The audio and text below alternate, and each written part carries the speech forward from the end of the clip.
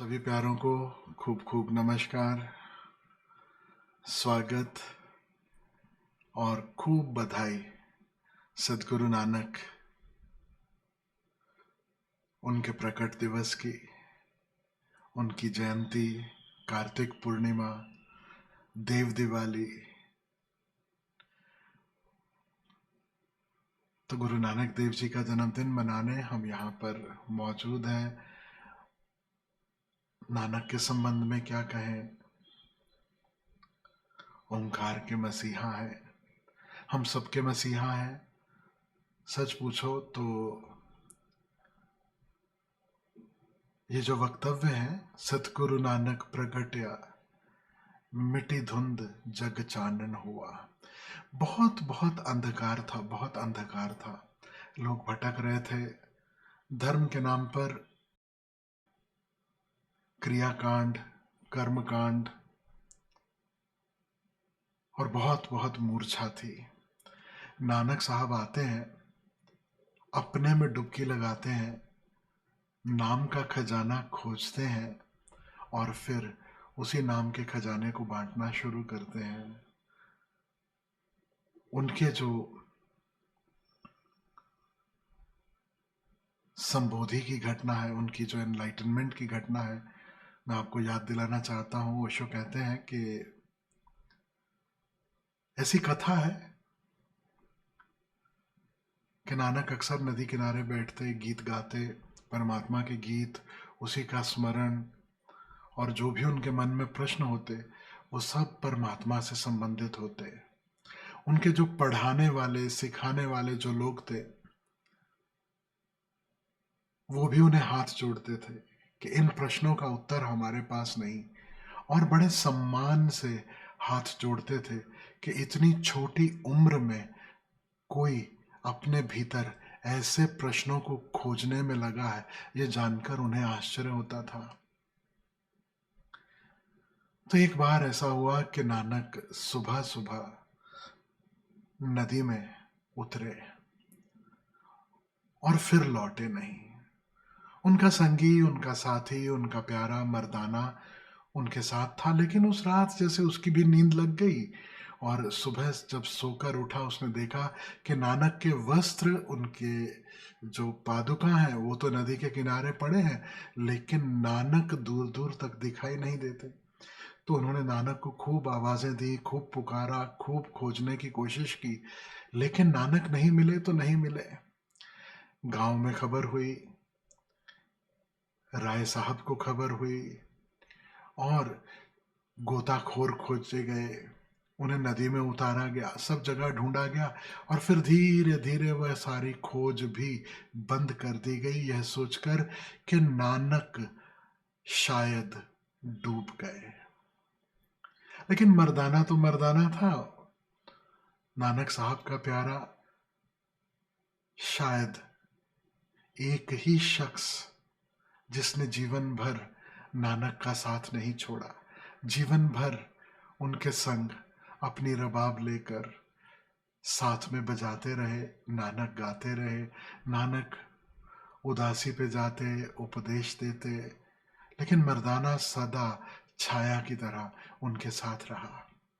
तो मर्दाना वहीं टिका रहा, नदी किनारे टिका रहा, उस छोटी सी झोपड़ी के पास। और तीसरे दिन उसकी आंख खुलती है अचानक, जैसे सारी झोपड़ी प्रकाश से भर गई। एक उपस्थिति का एहसास, प्रकाश ही प्रकाश। आंख खुली, देखा, थोड़ी देर में आंख जब थोड़ा नॉर्मल हुई तो देखते हैं कि नानक प्रकट हुए, नानक लौट आए। तो मर्दाना खुशी से झूमने लगा, नाचने लगा, नानक के चरण छुए, उनका बदला हुआ स्वरूप देखा, और नानक और मर्दाना वापस लौट रहे हैं गांव की तरफ। और बाकी जो गांव वाले हैं, जो लोग हैं, उनकी आंखें भी जैसे खुली की खुली रह गई। वे भी नानक को देखकर, नानक के रूप को, उनके चेहरे के तेज को, उनके नूर को देखकर महसूस कर पाए कि कुछ तो हुआ है, कुछ तो बदल गया है। और नेचुरली बड़ा आश्चर्य भी था कि ऐसा कैसे हुआ कि कोई व्यक्ति 3 दिन तक नदी में डूबा रहा और अचानक उस नदी से वापस लौट आए। तो कथाएं हैं, बहुत प्यारी हैं। ओशो जब इस कथा की व्याख्या करते हैं, ओशो कहते हैं नानक समाधि में डूबे, समाधि की गंगा में डूबे और संबुद्ध होकर वापस लौटे, उस नूर को लेकर वापस लौटे। और 3 का आंकड़ा भी बहुत महत्वपूर्ण है, क्योंकि संबोधि की घटना कोई छोटी घटना नहीं है। संबोधि की झलक हो सकती है, बहुत हो सकती हैं, लेकिन संबोधि के संबंध में आज एक और राज मैं आप सबके बीच खोलना चाहता हूं। संबोधि की घटना करीब करीब 3 दिन लगते हैं पूरा होने में, आत्मसात होने में। 3 दिन तक जैसे संसार की, समाज की, देह की सुध बुध नहीं रहती, जैसे एक और ही लोक में, किसी और ही धुन में, जैसे किसी अदृश्य गंगा में डूबे हों। तो नानक लौटते हैं और गांव में, गांव के छोटे से चबूतरे पे खड़े होकर जो सबसे पहला अपना उपदेश देते हैं, जो सबसे पहली बात कहते हैं, वो भी आपसे कहूं। पहले पहले ताजा ताजा वचन जो हैं सदगुरु नानक के, वे हैं एक ओंकार सतनाम, सतगुरु प्रसाद। बड़े महत्वपूर्ण वचन है। सच पूछो तो इन वचनों के बाद फिर विस्तार है। फिर नानक इस वचन को, इस गुत्थी को, इस रहस्य को हर दिन अपने शब्दों में खोलते चले जाते हैं, खोलते चले जाते हैं, उसकी और महिमा गाते चले जाते हैं। तो पहली पौड़ी उनकी, नानक साहब की, जपजी साहब में जो उनके पहले वचन है, शुरुआत यहीं से होती है, एक ओंकार सतगुरु प्रसाद।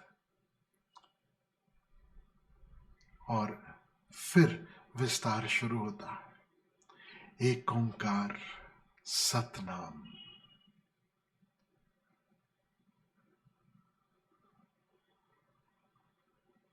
वह एक है। याद रखना, नानक जहां पर थे वहां हिंदू मुसलमान दोनों साथ में रहते थे। और मुसलमान सदा से कहते आए हैं ला इलाहा इल्लल्लाह, यानी केवल एक अल्लाह, केवल एक परमात्मा है, वह एक है। तो नानक उस एक से शुरुआत करते हैं, एक। और कहते हैं वो एक कैसा है, वह ओंकार रूप है,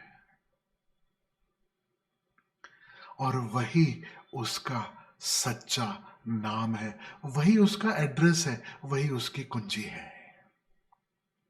एक ओंकार सतनाम, कर्ता पुरुष वही करने वाला है, सब उसी से होता है, सब जो भी हो रहा है उस एक की शक्ति से संभव है। निर्भव, उस एक से नाता जुड़ जाने से, उस एक के संग एक हो जाने से सारे भय समाप्त हो जाते हैं, सारे भय मिट जाते हैं।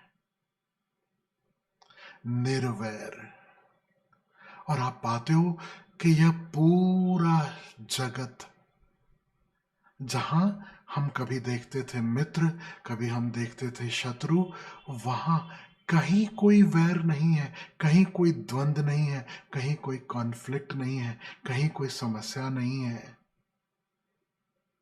एक हार्मनी है। अकाल मूरत, और वह समय अतीत है, समय के पार।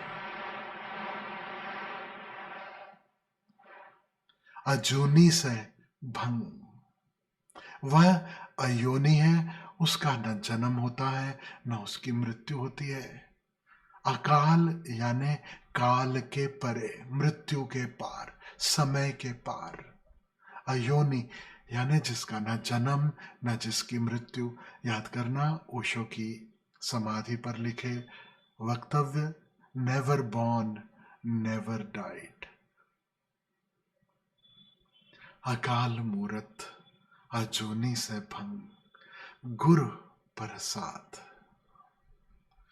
कैसे उससे नाता जुड़ता है, कैसे उससे संबंध जुड़ता है, कैसे उसकी पहचान होती है? गुरु से प्रसाद रूप में। जप और जो उसके सुमिरन में जीने लगता है, धीरे धीरे सारे रहस्य उस पर उद्घाटित होते हैं। आद सच, आदि में भी वही था। जुगाद सच, युगों युगों तक वही होगा। है भी सच नानक, होसी भी सच, आज भी सच है।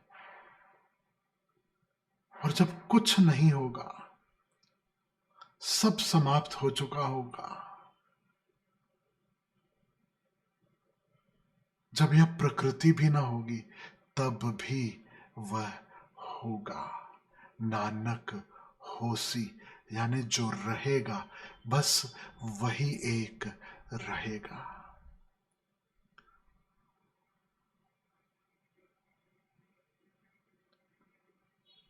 तो नानक साहब के ये जो वचन है, एक ओंकार सतनाम, यह जो चर्चा है, ये तो बहुतों ने सुनी है, बहुतों ने सुनी है। और बहुतों को ख्याल में है कि एक ओंकार सतनाम इसका पाठ भी किया जाता है। बहुतों को ख्याल में है कि नानक का संदेश अगर एक शब्द में कहना हो तो ओंकार, और 3 शब्दों में कहना हो तो एक ओंकार सतनाम, और सिर्फ 2 शब्दों में कहना हो तो एक ओंकार। और एक ओंकार का सिंबल सब जगह मिलता है, और नानक सदा वही सिंबल बनाते, एक और ओ, उसकी तरफ इशारा।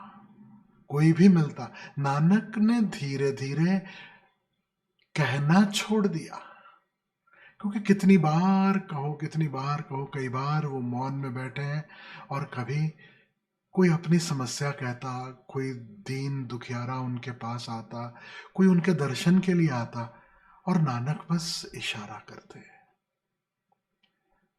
आप पाओगे नानक साहब के चित्र, उनकी पेंटिंग्स, एक उंगली ऊपर उठी है, आंख बंद है, और अपने में मस्त है, अपने में डूबे हैं।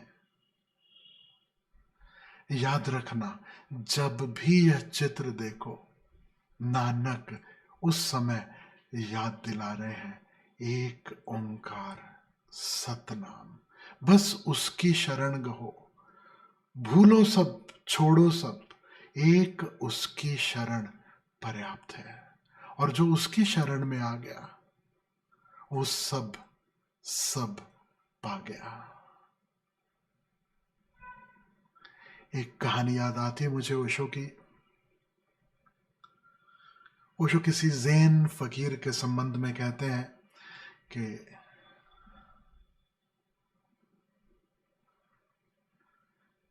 एक जैन फकीर के पास कोई पूछने गया कि मुझे ध्यान के संबंध में बताएं कि ध्यान क्या है।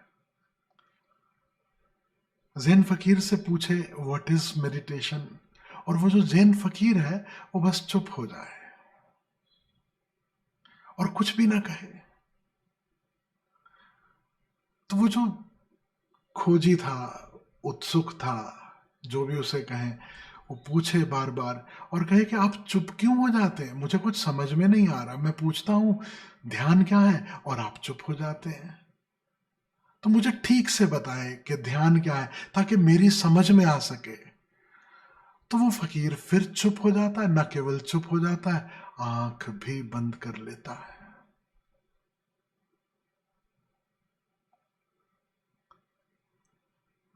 और जो उत्सुक है, जो खोजी है, वो फिर से पूछता है, कहता है, देखिए ये आप पहेलियां ना बुझाइए, आप चुप क्यों हो जाते हैं? अब तो आपने आंखें भी बंद कर ली, मेरी कुछ समझ में नहीं आ रहा। और उस जैन फकीर ने कहा, इससे ज्यादा ध्यान के संबंध में कुछ भी नहीं कहा जा सकता। This is the peak. ध्यान क्या है? आंख बंद, चुप, अपने भीतर डुबकी लगाना। और मैं आपसे कहूं, सदगुरु नानक उससे एक कदम और आगे निकल आते हैं, एक कदम और आगे निकल आते हैं। वो ज़ेन फकीर तो इशारा नहीं किया, उसने तो इतना ही कहा कि बस चुप और भीतर डुबकी लगाओ, सब खजाने मिल जाएंगे। नानक और करुणावान है, इशारा करते हैं कि भीतर वह एक गूंज रहा है, सुनो। याद रखना, जब उंगली ऊपर की है तो उस उंगली का इशारा दो दिशाओं में है। एक इशारा है आकाश की ओर,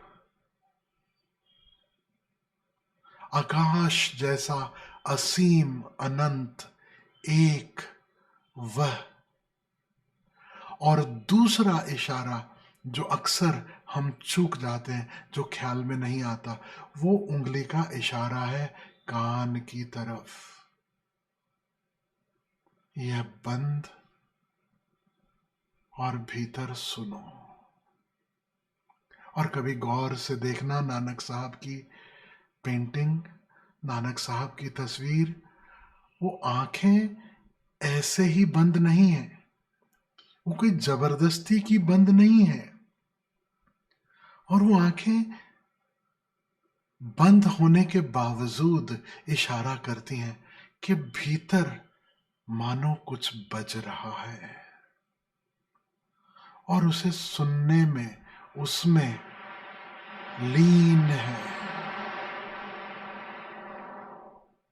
उसमें खोए हैं नानक। मैं आपसे कहूं, इससे सुंदर इशारा मुझे नहीं मिला, मुझे नहीं मिला। हाँ, ओशो की एक तस्वीर मैंने देखी,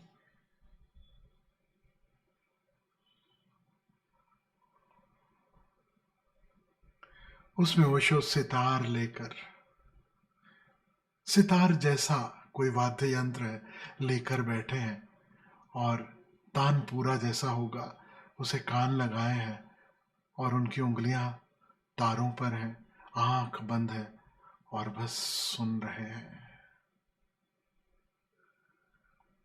एक ही तरफ इशारा है, वह एक ओंकार, सतनाम।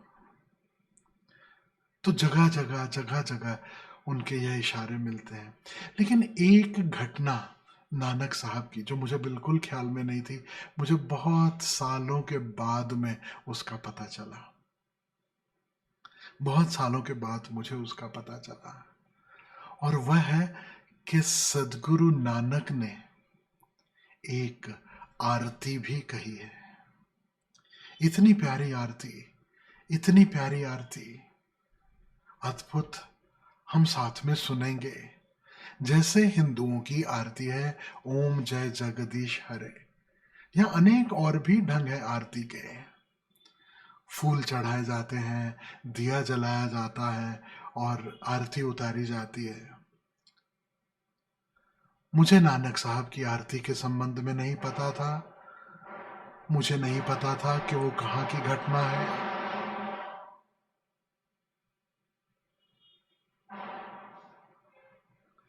लेकिन मेरे जीवन में दो घटनाएं हुई, वो मैं आपसे कहता हूँ। एक, जब मैं अभी बहुत बहुत युवा था, और ओशो की किताबों को लेकर, उनकी बुक एग्जीबिशन लेकर हम निकलते थे। 1990 के बाद, 91 92 की बात होगी, ओशो के शरीर छोड़ने के बाद बुक एग्जीबिशन हम लोग लेकर जाते थे। तो उड़ीसा में भुवनेश्वर में बुक फेयर था, तो भुवनेश्वर गए, किताबें लेकर गए और बुक फेयर समाप्त हुआ। अगला बुक फेयर जो था वो पटना में था, पटना पहुंचना था, लेकिन बीच में कुछ गैप था और उड़ीसा के जो मित्र हैं जिनके यहाँ हम रुके थे, जिन्होंने सारी व्यवस्था की थी, वो हमें जगन्नाथपुरी ले गए। और जगन्नाथ, वहाँ पे बहुत प्यारा मंदिर है समंदर के किनारे। आपने हो सकता है कभी तस्वीर देखी हो, एक खास समय है जहाँ उस मंदिर के थ्रू सूर्य के दर्शन होते हैं। जैसे सूर्य जो है वो मंदिर के भीतर प्रवेश कर जाता है, तो वहाँ पर आरती होती है। कुदरती कुछ ऐसा हुआ, जब हम वहाँ पे गए, मैं था, मेरे साथ में ओशो के सबसे छोटे भाई जो हैं स्वामी अमित, वो भी साथ में थे। हम दोनों लोग उस समय किताबें लेकर घूमते थे ओशो की। तो जो मित्र हैं उन्होंने कहा कि आरती का समय होने वाला है, तो आप चलो साथ में, हम मंदिर चलते हैं और वहाँ की आरती बड़ी फेमस है, हम वो आरती देखेंगे। और समंदर का किनारा है, हम लोग बैठे हैं और बस पता नहीं क्या हुआ, और हम दोनों ने, मैंने भी और अमित स्वामी ने भी, उन मित्र से कहा कि मंदिर फिर कभी, आरती फिर कभी। अभी तो यह जो विराट सामने दिखाई दे रहा है और यहाँ बैठे हैं समंदर के किनारे, वो इतना प्यारा लग रहा है, इतना खूबसूरत लग रहा है कि अभी हिलने का मन नहीं होता, बस यहीं बैठना चाहते हैं। तो हम लोग बहुत देर तक वहाँ बैठे और वहाँ से लौट के आए। उन मित्र को बड़ा आश्चर्य भी हुआ कि अरे आप वहाँ तक आए, मंदिर में नहीं गए, आरती में शामिल नहीं हुए। तो जो भी खेल चला, हमें बिल्कुल कुछ उसका ख्याल भी नहीं था कि ऐसा क्यों भाव उठा, क्या हुआ क्या नहीं हुआ। और दूसरी घटना मैं आपसे कहता हूँ कि होशियारपुर में हम लोगों ने एक सत्संग किया और कुछ ऐसा ख्याल में आया कि सत्संग ही करना है, तो क्यों ना, जब सब लोग आरती करते हैं तो आरती से संबंधित ही एक सत्संग हो। तो हम लोगों ने जो सत्संग वहां पर किया उसका नाम ही रखा महाआरती। उस समय ओम जय जगदीश हरे, इसके अर्थ मैंने कहे, ओंकार की महिमा मैंने कही और इस पूरी आरती की व्याख्या हुई। और फिर हमने सबको निमंत्रण दिया कि आओ हम शामिल होते हैं महाआरती में। और चूंकि उसका नाम महाआरती था तो लोगों ने ऑलरेडी पूछना शुरू कर दिया था कि आरती तो हमने सुना है, ये महाआरती क्या होती है, ये हमें नहीं पता। तो महाआरती का क्या अर्थ? तो उस समय तक तो हमने यही कहा कि भैया सबको बोलो कि सत्संग में आओगे तो पता चलेगा कि महाआरती का क्या अर्थ है। तो उस समय जो महाआरती का अर्थ हुआ वो मैं आपसे कहूं कि साकार की आरती तो सारी दुनिया करती है, मूर्ति के समक्ष आरती तो सब करते हैं। यह निराकार की आरती है, यह निराकार की आरती है। तो वो जो व्याख्या थी ओम जय जगदीश हरे की और उसमें ओंकार की, तो साकार, ओंकार, निरंकार और निराकार, जब ये धीरे धीरे ये श्रृंखला में बात लोगों को समझ में आई, उसके बाद में हमने वहां खड़े होकर आरती की। तो दिए थे, सब था। तो जब बहुत लंबा सा वो हैंडल वाला बड़ा एक दिया, वो हमारे हाथ में भी दे दिया गया कि चलो हम दिया जलाते हैं और आरती करते हैं। तो जब दिया मेरे हाथ में आया, जब जलाकर जब वो आरती की शुरुआत हुई, तो मुझे इशारा किया गया कि ओशो की तस्वीर इस तरफ है, तो हम ओशो की तस्वीर की तरफ आरती घुमाए। लेकिन ओशो की तस्वीर हमारे पीछे थी। मैंने कहा नहीं, सामने, सीधे, ये जो सब मौजूद है यह भी उसी का रूप, साकार उसी का, ओंकार उसी का, निराकार उसी का। और ये खुला आकाश, बस यही आरती होगी, अनएड्रेस्ड आरती, तभी वो महाआरती है, उसके बिना वो महाआरती नहीं हो सकती। तो होशियारपुर के जो मित्र हैं जो उस समय शामिल हुए होंगे, उन्हें ख्याल में होगा कि उस समय पहली बार वो निराकार आरती हुई और आरती को ध्यान में परिवर्तित किया। तो उसी दिन एक ध्यान का जन्म हुआ जिसको हमने नाम दिया आरती ध्यान। क्योंकि आरती करते हैं लोग, वो बिल्कुल ऐसा है कि जैसे परमात्मा की घंटी बजाई, लेकिन उसके बाद रुकते नहीं, उसके बाद प्रतीक्षा नहीं करते कि द्वार खुले। तो ध्यान का अर्थ है आंख बंद, प्रतीक्षा के भीतर का द्वार खुले, क्योंकि परमात्मा तो भीतर है। और आरती, भजन, शब्द इत्यादि जब हम गाते हैं तो उसका अर्थ इतना है कि हम उसे पुकार रहे हैं, उसकी घंटी बजा रहे हैं। तो घंटी बजाओ और दौड़ जाओ, ये तो ठीक नहीं।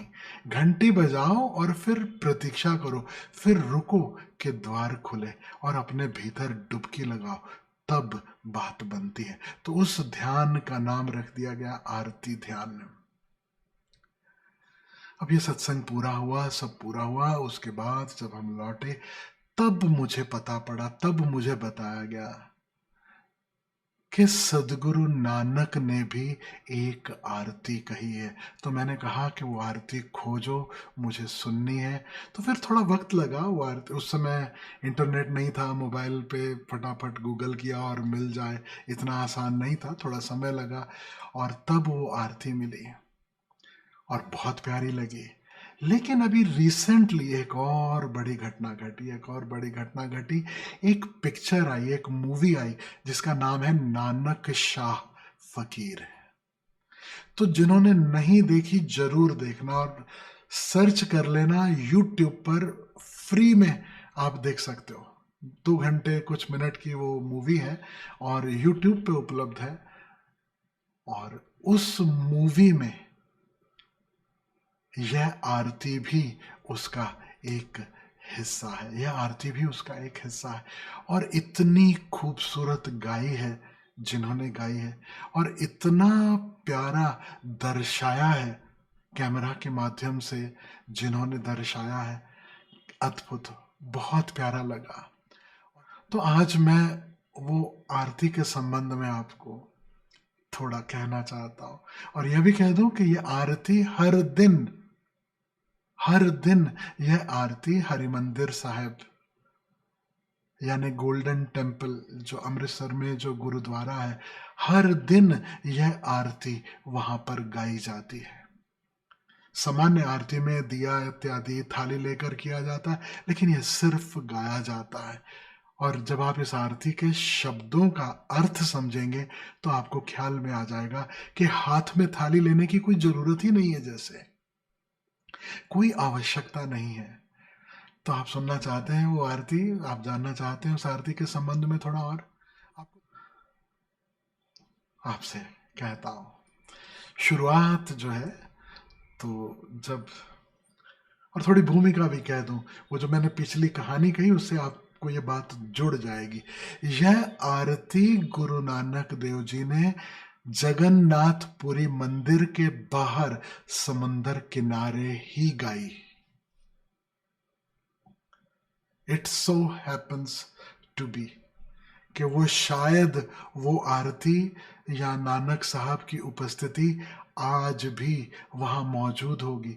कि जब हम छोटे थे, अभी बहुत यंग थे, कोई बहुत समझ नहीं थी, बस ओशो के शिष्य हैं और ओशो के संग थे और पहुंच गए, लेकिन कुछ फील हुआ और हम वहीं खड़े रह गए, वहीं समंदर किनारे बैठे रह गए।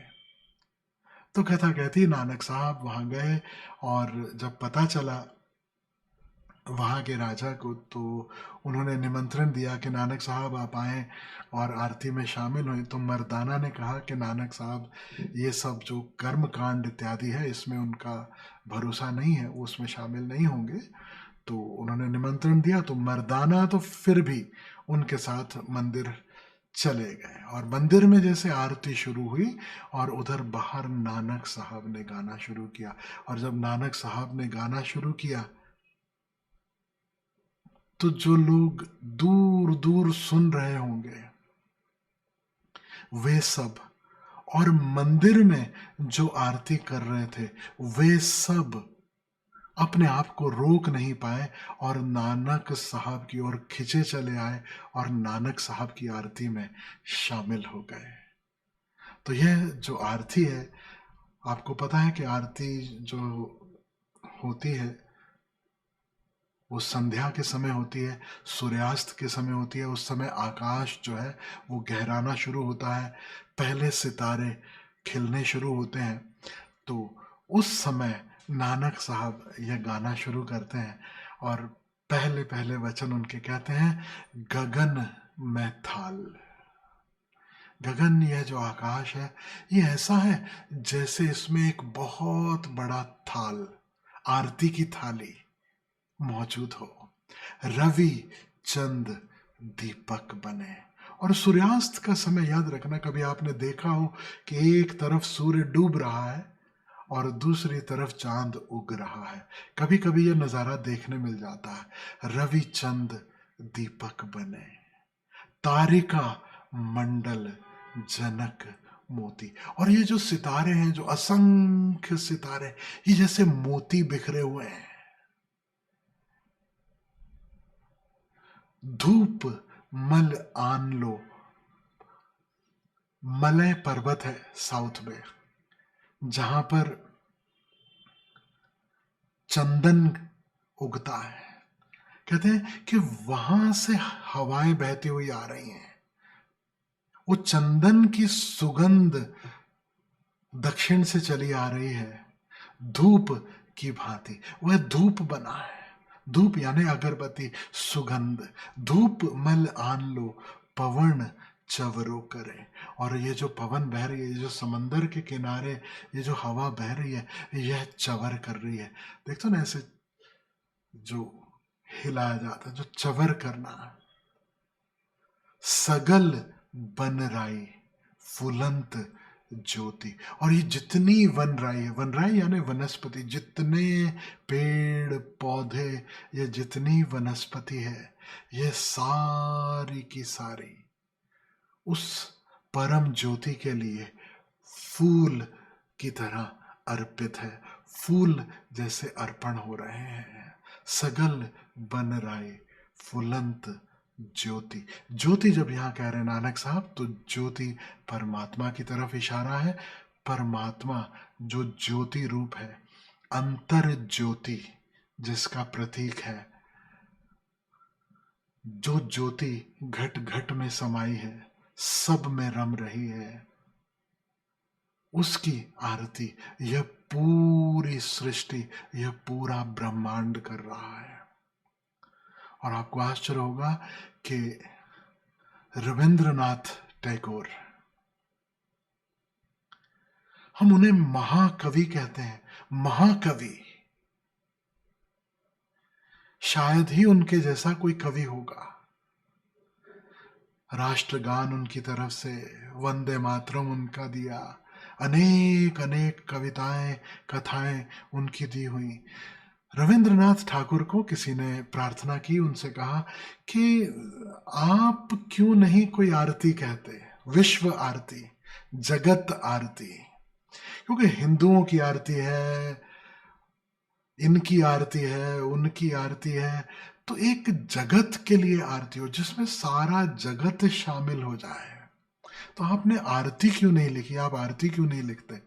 तो रविंद्रनाथ ठाकुर कहते हैं, जानते हो, वो एक आरती है जो मैं कभी नहीं लिखूंगा, क्योंकि जगत नहीं, पूरे ब्रह्मांड की आरती पहले से लिखी जा चुकी है, और वह लिखी है सदगुरु नानक ने।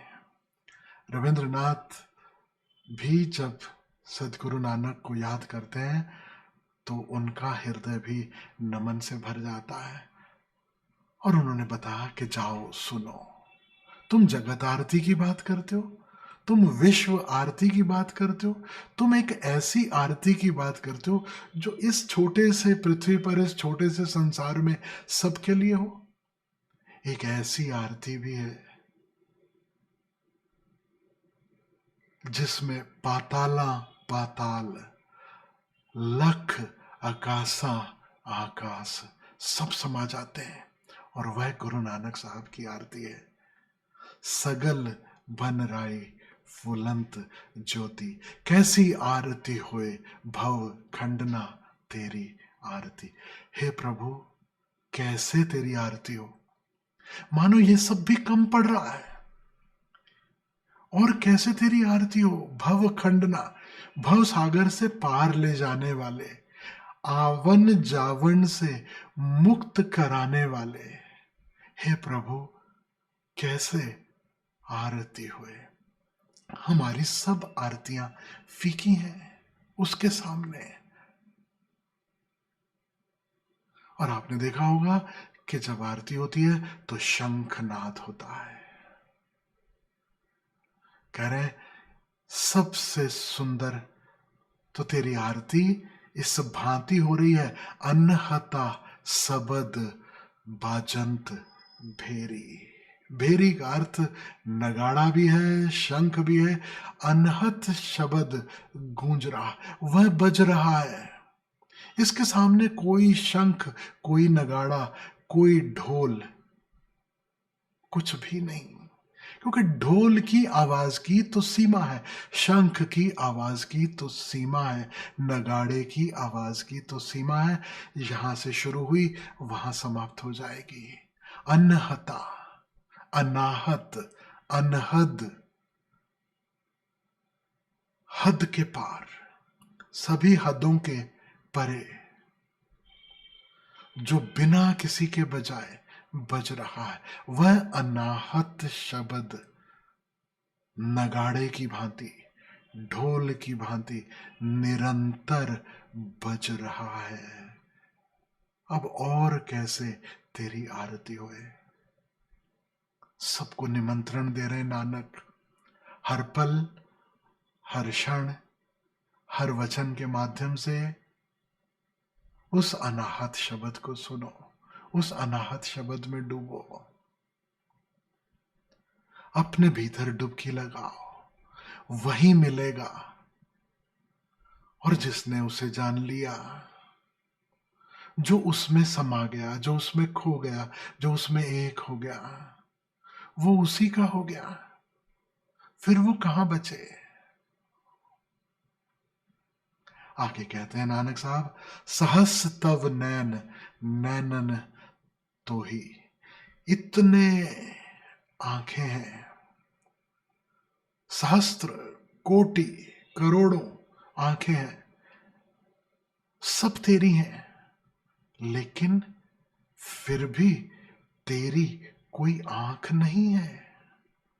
जरा गहरी बात है, थोड़ी सी सूक्ष्म बात है, समझना। करोड़ों आंखें हैं, सब तेरी हैं, लेकिन तेरी कोई आंख नहीं है। सहस पद बिमल नन एक पद, हजारों लाखों करोड़ों चरण है, सब जगह तेरे हस्ताक्षर है, लेकिन तेरे चरण कहीं भी नहीं।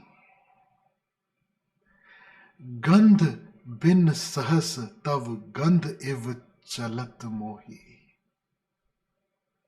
सब जगह सुगंध फैली है, तेरी सुगंध है, लेकिन तू सुगंध नहीं।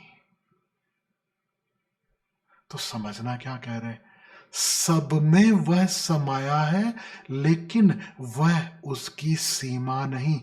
जो प्रकट है, जो दृश्य है, जो मैनिफेस्ट है, वह सब तो वह है ही, लेकिन उसके पार उसका वजूद है, उसके पार उसका वजूद है। याद करना नानक साहब के शब्द, खालक खलक, खलक में खालक। वह जो है, वह अपनी सृष्टि में समाया है, सब जगह है। और बड़ी अजीब घटना है, वह अपनी सृष्टि में समाया है, लेकिन एक और बड़ी घटना है, यह सारी सृष्टि उसमें समाई है। तो हमें तो सृष्टि दिखाई देती है, हमें तो खलक दिखाई देती है, खालक दिखाई नहीं देता। खालक खलक, खलक में खालक, खालक खलक में और खलक खालक में। समझना है इस बात को। परमात्मा सब रूपों में है, सब आकारों में है, और सारे रूप सारे आकार उसी में समाये हैं। तो जो उसकी झलक है, जो उसके दर्शन है, याद रखना, पहले घट भीतर, पहले खलक में।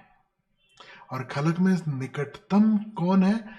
यह अपना रूप, अपनी देह, सबसे पहले उससे मिलन, उसकी झलक अपने भीतर।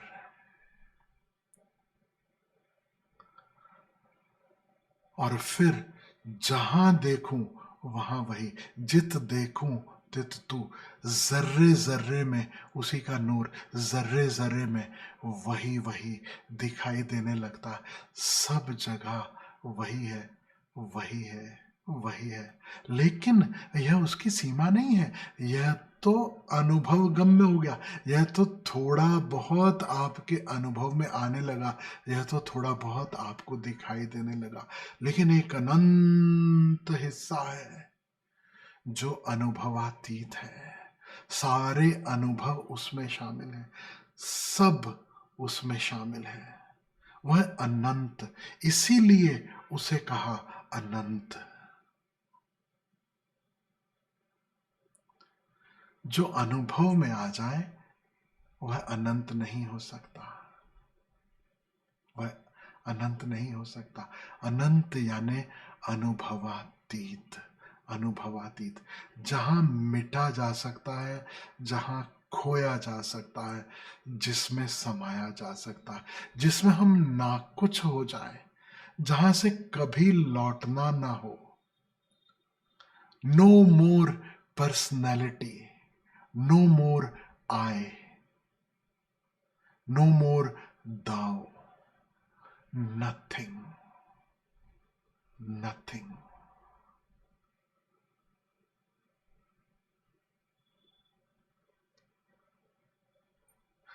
नानक कह रहे हैं ये तेरा खेल, इव चलत मोही, ये जो तेरा खेल है, ये जो तेरा चलने का ढंग है, ये जो तेरे रंग है, ये जो तेरी मौज है, इसे देख देख कर मैं आश्चर्यचकित होता हूं, मैं उससे मोहित हूं। मोहित हूं का अर्थ समझना कि उसकी महिमा गाते गाते मैं थकता नहीं, आश्चर्यचकित हूं। बिस्म भई, मैं बहुविध विस्म भई, विस्मय में हूं। OMG, ऐसा भी, ऐसा भी। और एक समय आता है जहां सारे शब्द समाप्त हो जाते हैं और उसका मोह हमें हर लेता है। नानक फिर आगे गा रहे हैं, कहते हैं सब में जोत, जोत है सोई, सब में वह एक ही रम रहा है, वह एक ही नूर, वह एक ही प्रकाश, वह एक ही सब में रम रहा है। तिस दा चानन सब में चानन होई, उसी की चांदनी, उसी का प्रकाश सबको प्रकाशित करता है। याद रखना, हम चल रहे हैं, फिर रहे हैं, बोल रहे हैं, उसी की शक्ति से हो रहा है, हमारी शक्ति थोड़ी है।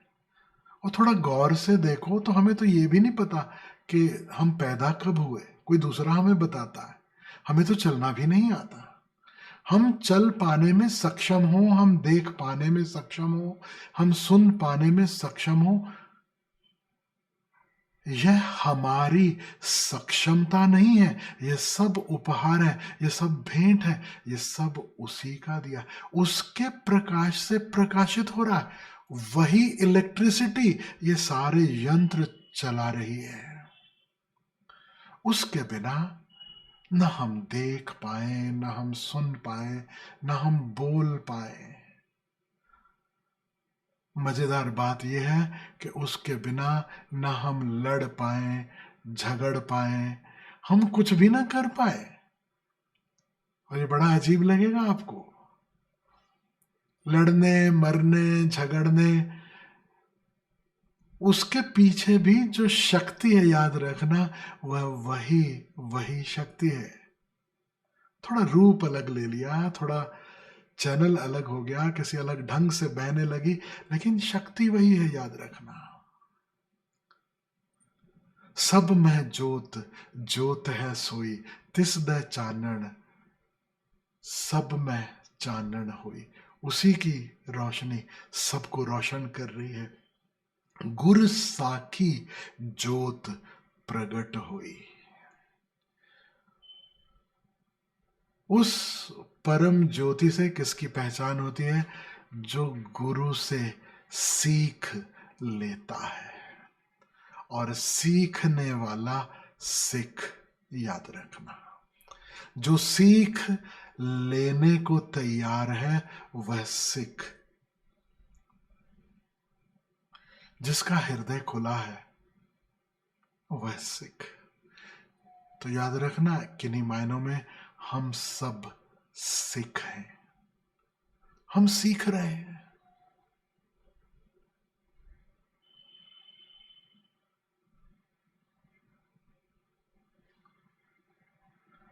गुर साखी जोत प्रगट हुई। जो गुरु की साखी सुनने को तैयार है, साखी दोनों अर्थ समझ लेना, साक्षी भी साखी और शिक्षा भी साखी। जो गुरु से साक्षी होना सीख ले, सबसे पहला कदम, जो गुरु की शिक्षा ग्रहण कर ले, जो गुरुमुख होने लगे, उसी को यह ज्योत प्रकट होती है। और दूसरा अर्थ यह भी समझ लेना, जब यह ज्योत प्रकट होती है तब गुरु हमारा साक्षी होता है। गुरु हमारा साक्षी होता है।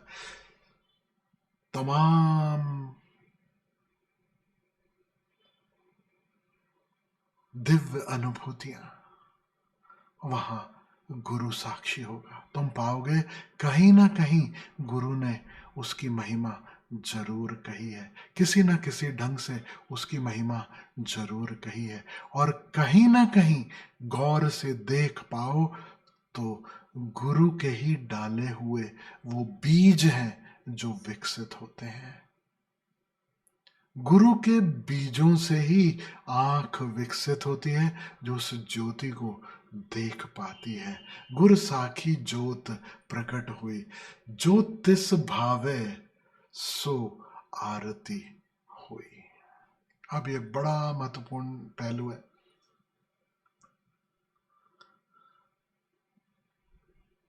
अगर संक्षेप में कहना हो कि उसकी आरती कैसे हो, आरती का अर्थ समझते हो? आरती का अर्थ क्या है? उसकी महिमा, उसका स्मरण, उसकी महिमा का स्मरण, दैट इज आरती।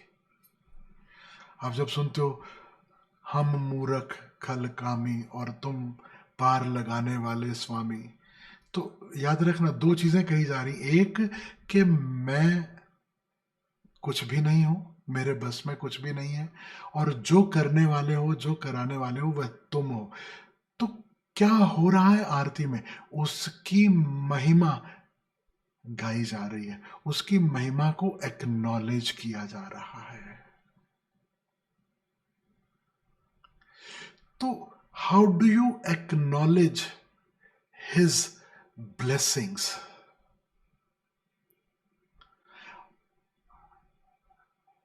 ये स्टेडियम के पार गई है बॉल, याद रखना। ये स्टेडियम के अंदर नहीं रही बॉल।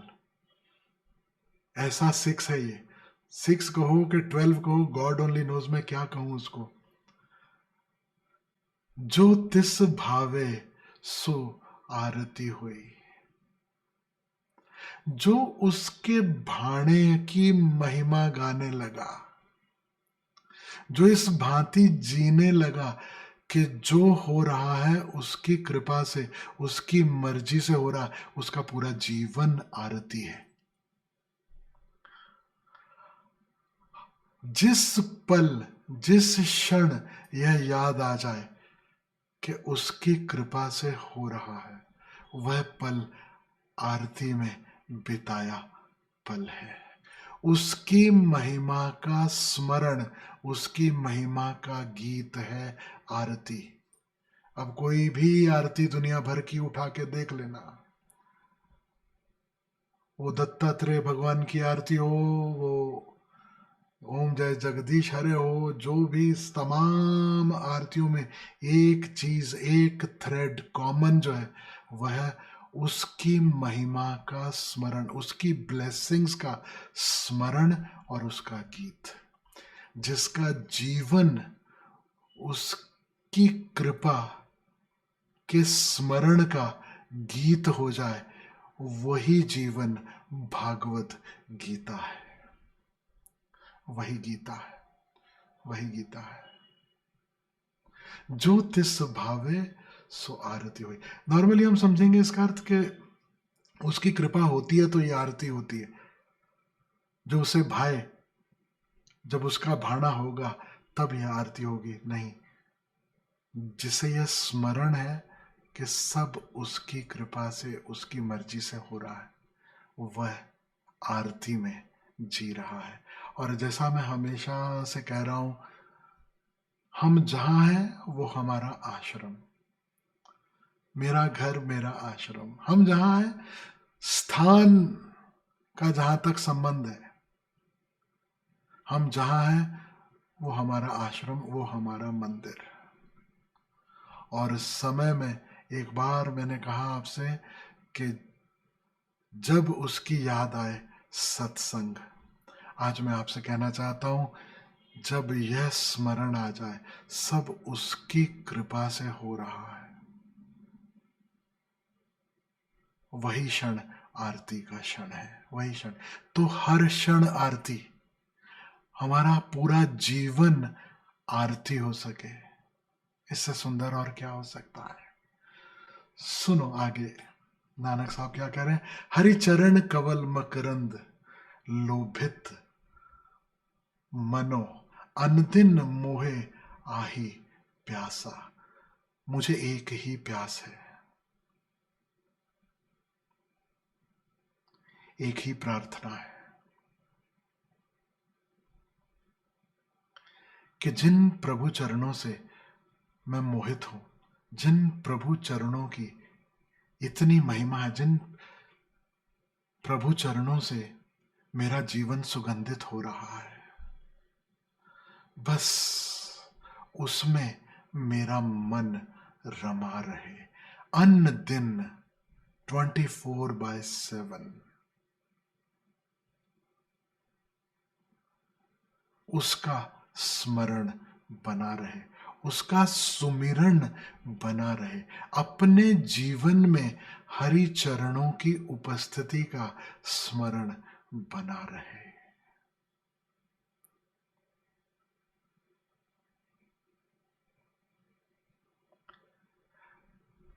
कृपा जल दे नानक सारंग को, होए जा तेरे नाम वासा। यहां अर्थ है कि जैसे पपीहा जो है प्यासा है और स्वाति की बूंद को तरसता है, नानक कह रहे हैं कि उस पपीहे को तुम यही अमृत की बूंद दो, उसको यही जल दो, उसको यही अमृत दो कि वह तुम्हारे नाम के स्मरण में जिए, तुम्हारे स्मरण में जिए। बस इतनी कृपा करो, तेरे नाम वासा। मैं आपसे कहूं,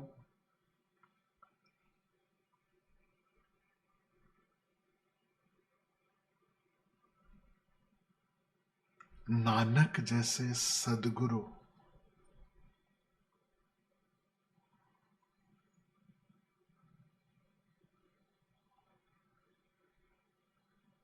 जो उसमें एक हो चुके, जो उसमें रम चुके, जो उसमें मिल चुके, सच पूछो तो नानक में और परमात्मा में कोई भेद नहीं रहा, कोई भेद नहीं रहा।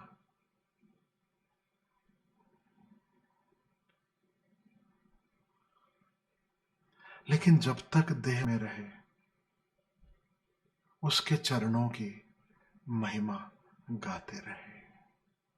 यह भाव कभी ना छूटे, यह स्मरण कभी ना छूटे, उसकी याद कभी ना छूटे। बस इतनी प्रार्थना, इतनी प्रार्थना।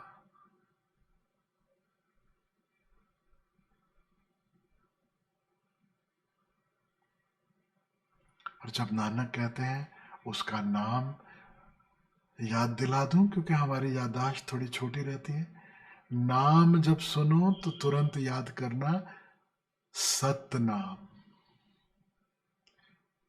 है ना, सच्चा नाम। और सतनाम जब याद करना तो तुरंत याद आना चाहिए, एक ओंकार सतनाम। उस एक ओंकार का स्मरण, चलते फिरते उठते बैठते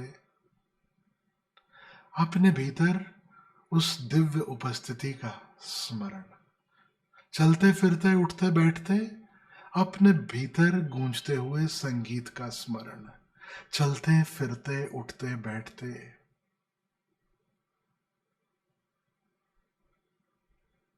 तुम नहीं, हम नहीं चल रहे,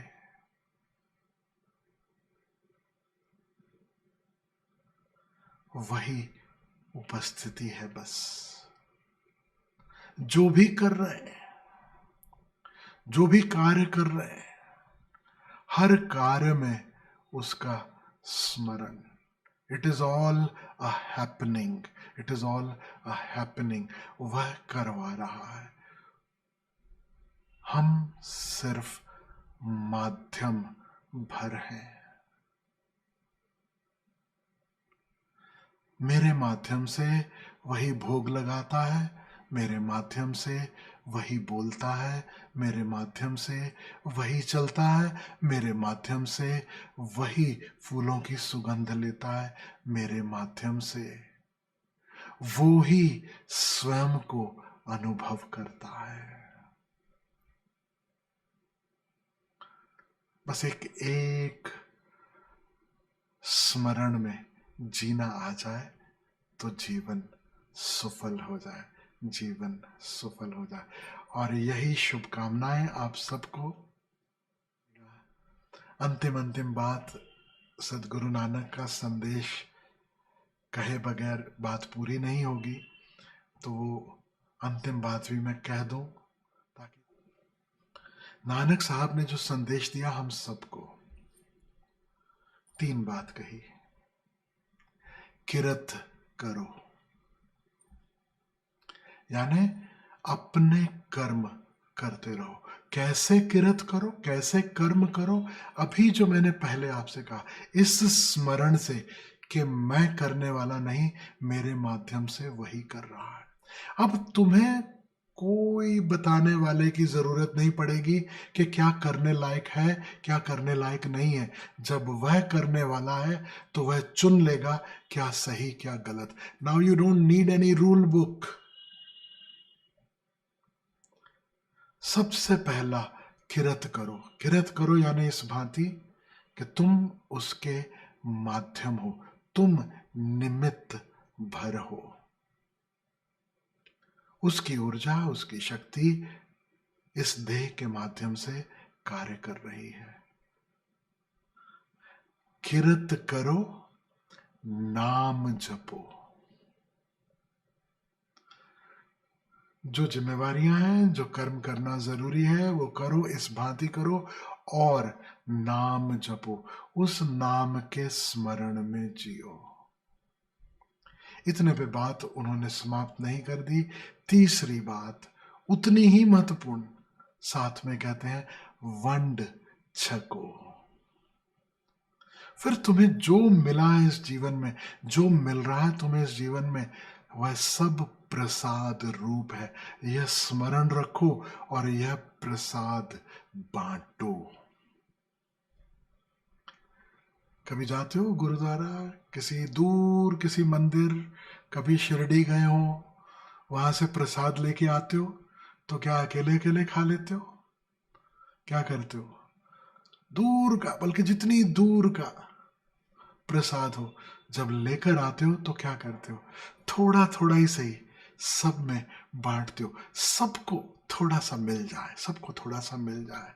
तो जीवन में जो भी मिल रहा है, याद रखना, वह सब प्रसाद है। आपके पास जो धन है वह भी प्रसाद है। आपके पास जो रुतबा है वह भी प्रसाद है। आपके पास जो शक्ति है वह भी प्रसाद है। आपका अगर कहीं कुछ नाम है तो वह भी प्रसाद है। ये सारे प्रसाद का सदुपयोग करना, बांटना,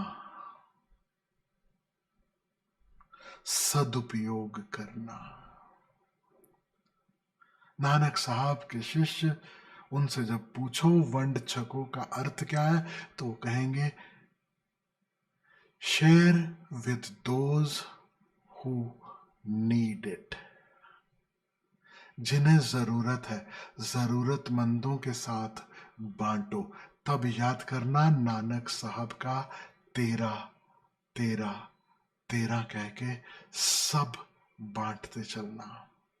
तब याद करना जब नानक साहब को भेजा गया सच्चा सौदा करने के लिए, पैसे दिए, पैसे लेकर निकले, खरीदारी करनी थी, लेकिन रास्ते में साधु मिले।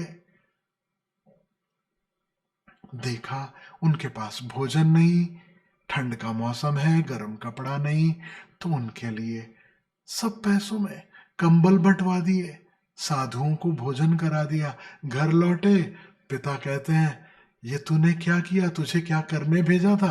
बोला आप ही ने तो कहा था सच्चा सौदा करके आना। तो यही तो सच्चा सौदा हुआ ना। उसके जो बंदे थे उनमें मैंने कुछ बांट दिया। Find time to share. Now it does not matter what you share. अपना वक्त शेयर करो, किसी से अपनी मुस्कान शेयर करो, किसी से अपना प्यार शेयर करो। कभी किसी जरूरतमंद के साथ बैठकर, जरूरतें हजार तरह की होती, कभी इमोशनल जरूरत भी तो होती है। कोई परेशान है, मन से परेशान है, उदास है, तुम उसके साथ बैठ सको, उसका मन हल्का होने में मदद कर दो, वह भी शेयरिंग है। तो find as many ways as possible to share. किरत करो as many ways as possible. वक्त उतना सा ही है, शरीर आज है कल नहीं रहेगा। सच में उसके माध्यम बनो, उसे कहो कि तुझे जो करवाना है मुझसे करवा ले। मैं आपसे कहूं, माँ और मैं रोज सुबह जब उठते हैं, स्नान इत्यादि के बाद दिया जलाते हैं, तो मेरे सामने तो ओशो की तस्वीर रहती है जहां दिया जलाता हूं, और मन में एक ही प्रार्थना रहती है, इस तन मन धन से तुम जो चाहो करवा लो, तुम्हारी मर्जी, तुमको अर्पित। जैसे उपयोग करना है इस जन्म का, इस जीवन का, इस देह का, इस वक्त का, करवा लो बस।